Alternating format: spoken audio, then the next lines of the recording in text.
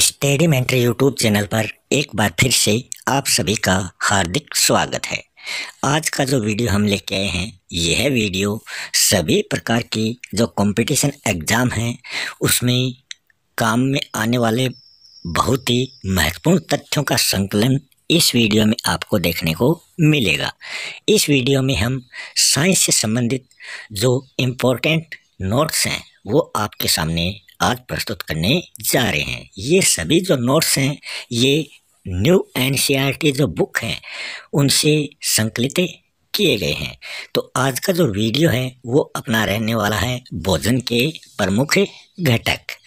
हम बात करें कि भोजन जो है उसके मुख्य पोषक घटक जो हैं वो कौन कौन से होते हैं, तो वो घटक जो हैं वो हम बात करें तो कार्बोहाइड्रेट, प्रोटीन, वसा जिसको फैट बोलते हैं, विटामिन, रुक्षांश जिसको आहार रेशे के रूप में हम लेते हैं, खनिज लवण, जल, ये सभी क्या हैं? ये सभी हमारे भोजन के मुख्य पोषक घटक माने जाते हैं। हमारे भोजन में इन सभी की कुछ ना कुछ मात्रा अवश्य होती है। फिर हम बात करें संतुलित भोजन क्या होता है, कि जिसमें बैलेंस्ड जो फूड है वो कौन सा होता है, कि ऐसा भोजन जिसमें इन सभी तत्वों का मिश्रण होता है, मेल होता है, वो संतुलित भोजन कहलाता है। संतुलित भोजन जो है ये हमारे शरीर की वृद्धि करता है और हमारे अच्छे स्वास्थ्य के लिए बहुत ही लाभदायक माना जाता है। फिर हम बात करें अगले तथ्य की, कि भोजन में पाए जाने वाला जो कार्बोहाइड्रेट है इसमें क्या क्या होता है, तो इसमें मंड और शर्करा जो होती है वो सम्मिलित रूप से पाई जाती है। हम कैसे पता लगाएं कि भोजन में जो कार्बोहाइड्रेट है उसमें मंड है या नहीं, तो उसके लिए हमें क्या करना पड़ेगा, आयोडीन विलयन जो है उसकी कुछ बूंदें कार्बोहाइड्रेट युक्त भोजन पर डालनी पड़ेंगी, जिससे जो कार्बोहाइड्रेट है उसका रंग जो है वो या तो नीला हो जाएगा या फिर वो काला हो जाएगा। तो हमें ऐसा रंग अगर हो जाए तो हमें ये पता चल जाएगा कि उस कार्बोहाइड्रेट में मंड उपस्थित है या नहीं। अगर उसका नीला या काला रंग हो जाता है तो हम समझ लेंगे कि उस कार्बोहाइड्रेट में मंड उपस्थित है, वरना उसमें मंड अनुपस्थित रहेगा। इसी प्रकार जो खाद्य पदार्थ है उस पर अगर हम कॉपर सल्फेट और कास्टिक सोडा की कुछ मात्रा, कुछ बूंदें उस खाद्य पदार्थ पर डालेंगे तो उसका रंग अगर बैंगनी हो जाए तो हमें ये पता चल जाएगा कि हमारे उस भोजन में प्रोटीन है या नहीं। अगर उसका रंग बैंगनी हो जाता है, क्या डालने पर, कॉपर सल्फेट और कास्टिक सोडा ये डालेंगे तो हमारे जो खाद्य पदार्थ है उसका रंग बैंगनी हो जाएगा, तो हमें समझ लेना चाहिए कि उस भोजन में प्रोटीन है। अगर उसका रंग बैंगनी नहीं होता है तो उसमें प्रोटीन की अनुपस्थिति मानी जाती है। कागज पर तेल का धब्बा खाद्य पदार्थ में वसा की उपस्थिति दर्शाता है। कि आपने देखा होगा कि आपने कोई भोजन या फल अगर कागज में लपेटे हैं, उसके बाद में अगर आप कागज खोलते हैं तो उस पर छोटे छोटे तेलीय धब्बे से हमें दिखाई देते हैं। तो वो हमें क्या संकेत करते हैं, वो हमें ये बताते हैं कि इस भोजन में या इस फल में क्या है, वसा की मात्रा उपस्थित है। भोजन में अगर वसा की मात्रा ज़्यादा हो जाए तो क्या हो जाएगा, इंसान जो है वो मोटापे का शिकार हो जाता है। तो वसा की मात्रा अधिक होना मोटापे का ही कारण माना जाता है। अगले महत्वपूर्ण बिंदु की हम बात करें तो उसमें है कार्बोहाइड्रेट। कार्बोहाइड्रेट व वसा जो हैं ये शरीर को ऊर्जा प्रदान करने का काम करते हैं। वसा में कार्बोहाइड्रेट से अधिक ऊर्जा हमें प्राप्त होती है, और जो चावल होता है उसमें सबसे अधिक कार्बोहाइड्रेट पाया जाता है। प्रोटीन जो है ये शरीर की वृद्धि करने में और हमारे शरीर को स्वस्थ रखने के लिए बहुत ही जरूरी तत्व माने जाते हैं। रुक्षांश जो आहार रेशे हैं ये पादप उत्पादों से प्राप्त होते हैं, और ये जो अक्षांश रुक्षांश हैं मतलब ये जो रुक्सांस हैं ये शरीर को कोई भी पोषक प्रदान नहीं करते हैं। ये इनका काम है जो बिना पचा हुआ भोजन है उसको शरीर से बाहर निकालना।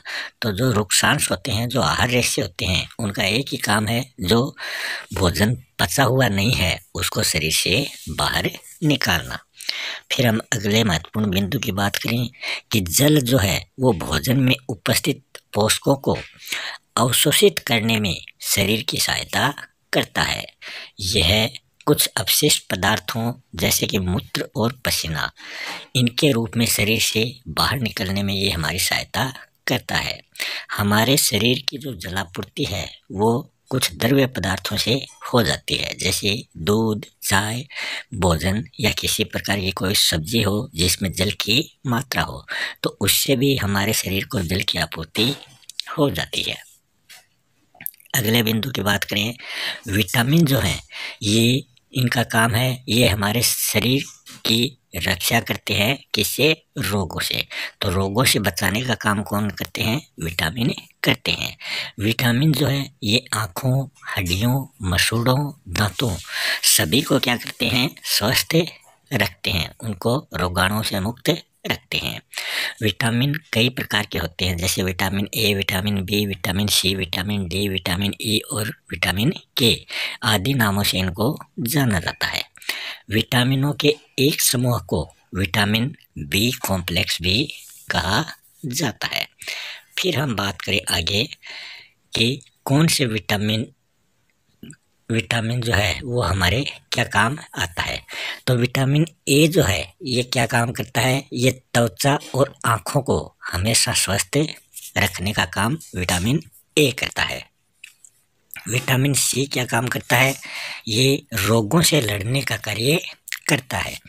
और विटामिन डी जो है ये हड्डियों और दांतों के लिए कैल्शियम का उपयोग करता है।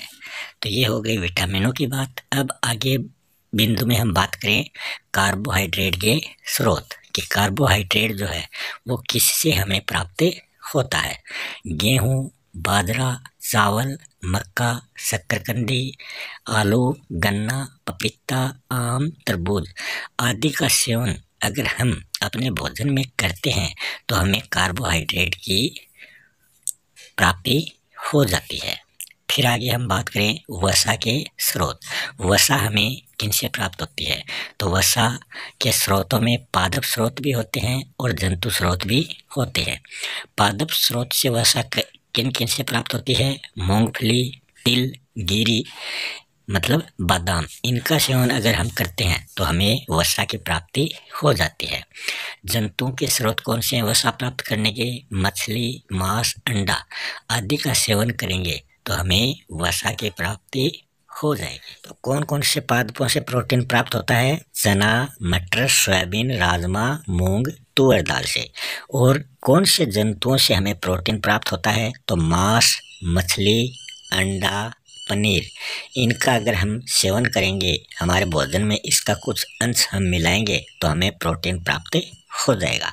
फिर हम बात करते हैं विटामिन हमें किससे प्राप्त होते हैं, विटामिन के स्रोत कौन कौन से हैं।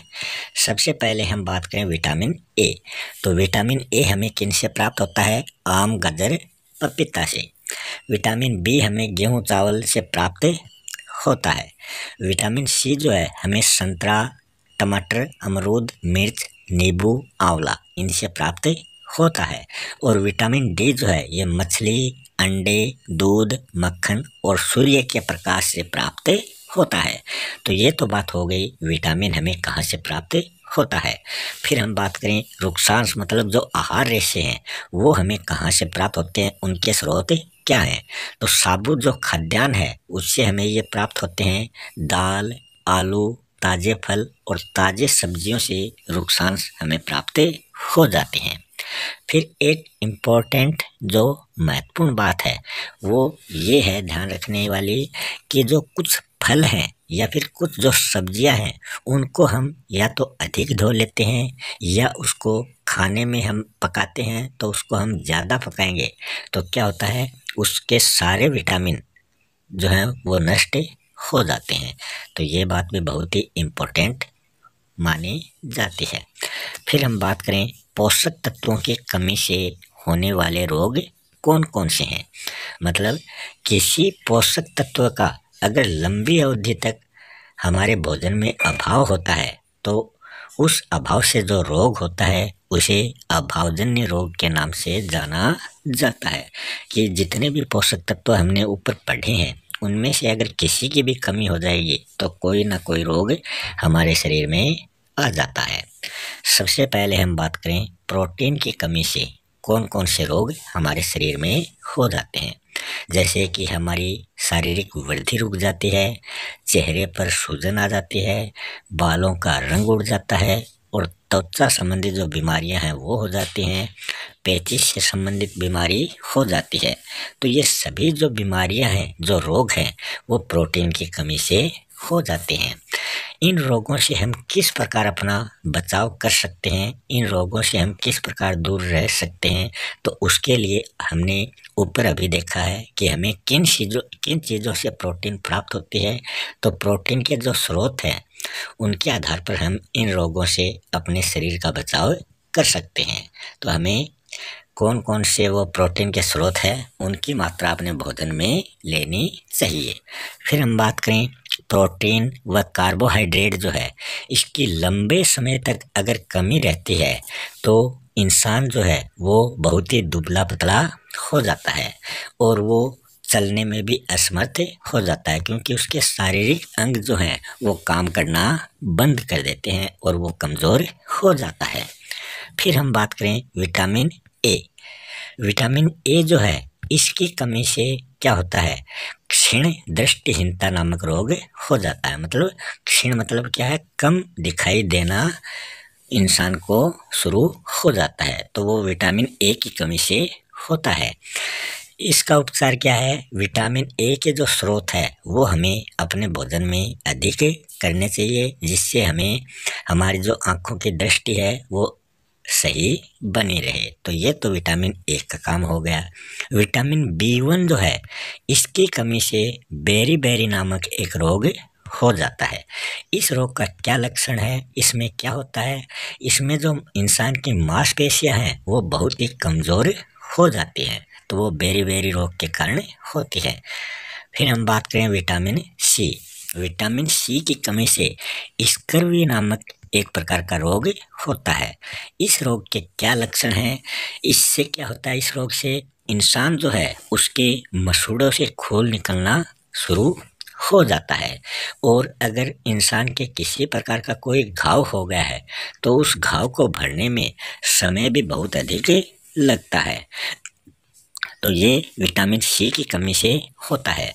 विटामिन सी के स्रोत जो बताए हैं उनको हम अपने भोजन में शामिल कर लेंगे तो ये बीमारी हम आसानी से दूर कर पाएंगे। फिर हम बात करें विटामिन डी। विटामिन डी की कमी से रिकेट्स नामक एक प्रकार का रोग होता है और इसमें क्या होता है, इसमें हड्डियां जो हैं वो मुलायम होकर मुड़ जाती हैं। कोई भी चीज़ अगर मुलायम हो जाएगी तो वो आसानी से मुड़ जाती है, तो इसमें हमारी हड्डियां कमज़ोर हो जाएंगी। सूर्य का प्रकाश है उसमें विटामिन डी हम उससे ग्रहण कर सकते हैं। तो विटामिन डी का स्रोत जो एक प्रकार का है वो सूर्य का प्रकाश भी इसका स्रोत माना जाता है। फिर हम बात करें कैल्शियम की कमी से अस्थियों और दंत से संबंधित जो रोग हैं वो होते हैं। इसमें क्या होता है, ये जो अस्थियां या हड्डियां हैं और दांतों को किसी प्रकार का जो नुकसान है वो इसके द्वारा होने लगता है, इसलिए शरीर को कैल्शियम की आपूर्ति हमेशा समय समय पर करनी चाहिए। फिर है आयोडीन की कमी से, आयोडीन जो हम खाने में नमक प्रयुक्त करते हैं आयोडीन युक्त, उसकी कमी अगर हमारे शरीर में हो जाती है तो घींगा, जिसको हम गलगंड भी कहते हैं, अंग्रेजी में इसको गोइटर कहते हैं, तो ये एक प्रकार का रोग हो जाता है। इस रोग का क्या लक्षण है, इससे जो इंसान है उसकी गर्दन की जो ग्रंथियां हैं वो फूल जाती हैं और बच्चों में मानसिक विकलांगता का कारण भी ये आयोडीन ही माना जाता है। फिर हम बात करें लोहे की कमी से कि हमारा जो पोषक घटक है उसमें लोहे की भी कुछ मात्रा होती है। आप ये मत समझ लेना कि जो लोहा हम इमारतें बनाने के लिए प्रयुक्त करते हैं वो हमें खाना पड़ेगा। तो ये लोहे की जो मात्रा है ये कुछ सब्जियों में, फलों में हमें देखने को मिलती है। तो लोहे की कमी से अरक्तता नामक एक प्रकार का रोग हो जाता है, जिससे क्या होता है, शरीर में कमजोरी आ जाती है। इस प्रकार से आज का अपना ये वीडियो हम यहीं समाप्त करते हैं। आपको वीडियो कैसा लगा? अगर वीडियो अच्छा लगा है तो वीडियो को लाइक शेयर करें, और अगर चैनल पर नए हैं तो चैनल को सब्सक्राइब ज़रूर कर लें, ताकि हम जो भी वीडियो आपके सामने प्रस्तुत करें वो उसकी सूचना आपको नोटिफिकेशन या संदेश के माध्यम से आसानी से प्राप्त हो सके। तो मिलते हैं नेक्स्ट वीडियो में एक किसी नए टॉपिक के साथ। तब तक के लिए जय हिंद, जय भारत।